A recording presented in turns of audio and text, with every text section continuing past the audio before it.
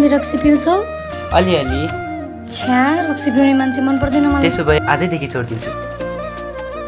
Promise.